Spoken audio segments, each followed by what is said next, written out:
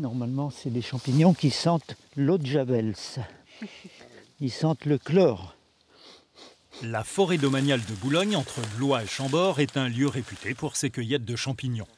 Encore faut-il en connaître les coins propices aux cèpes, aux coulmelles ou aux girolles. Pour cela, Maurice est l'un des meilleurs guides.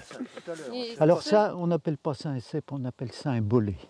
Tout ce qui a de la mousse en dessous, bolet. Parce que l'appellation cèpe est vraiment restreinte. Elle concerne 4 champignons, 4 bolets parmi les meilleurs. Aujourd'hui, c'est une trentaine d'amateurs, plus ou moins éclairés, qui découvrent les trésors mycologiques de la forêt avec une grande curiosité. Il y a un expert, on a vu qu'ils organisaient ça, c'est gratuit, donc on espère apprendre plein de choses après. Et peut-être aussi les champignons qu'on ne connaissait pas avant, qu'on ne ramassait pas parce qu'on ne les connaît pas par risque d'intoxication, les connaître maintenant. Justement, l'excitation de la cueillette ne doit pas faire oublier la nécessaire prudence. Avant la fin de l'été, plus de 300 intoxications ont été enregistrées en France, dont 3 mortelles. Ouais, il y en a une ou deux des lépiotes qui sont effectivement comestibles, mais il y en a au moins une dizaine qui sont mortelles. Pour mettre en garde le public, les associations mycologiques multiplient les événements.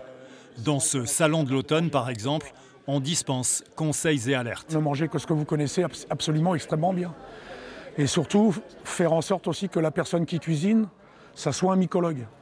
Parce que c'est souvent au moment de la préparation qu'on se rend compte qu'il y a un intrus dans la récolte.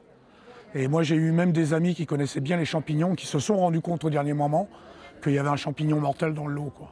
L'amanite phalloïde, 99% des cas d'intoxication.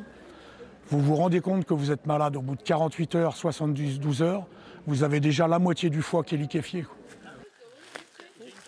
En respectant scrupuleusement ces recommandations, votre sortie en forêt sera non seulement sans risque, mais aussi gastronomiquement bénéfique.